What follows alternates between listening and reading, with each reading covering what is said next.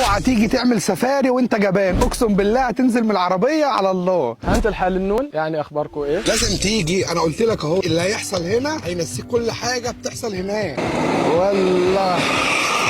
فيديو النهارده من السفاري بواحد سيوه. الناس بتسافر بره تدفع ارقام كبيره عشان تعمل رحلات سفاري، انت هنا هتعملها بتكلفه بسيطه، رحله مجنونه لازم تعملها. معانا كل الناس في العربيه، كله قال كل الادعيه اللي ممكن يفتكرها، فانت لازم تيجي تعمل الرحله دي.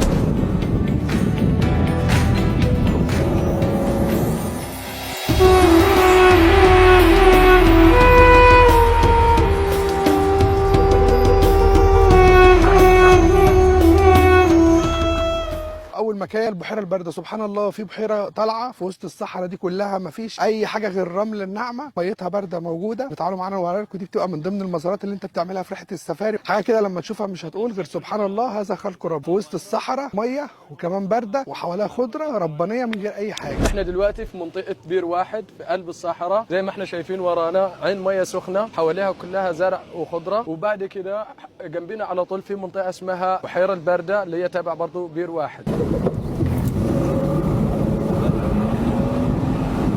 حاجه من الحاجات لازم تعملها وانت في السفاري، انك انت بتيجي تبقى فوق الجبل في قمه عاليه بتشاهد الغروب، منظر كده الشمس بتبقى هاديه. اخر حاجه واحنا بنعملها واحنا في السفاري ان احنا بنعمل ساند بوردنج من الجبل، حاجه جميله جدا وممتعه سواء تعملها وانت واقف او وانت قاعد. وفعلا في تجربه السفاري لازم تيجي تعملها، مهما اوصف لك ومهما اقول لك واحكي لك، ضحك، خوف، رعب، اثاره، بص عينيك بتدمع من الضحك. فوالله تعالى جربها ومش هتندم.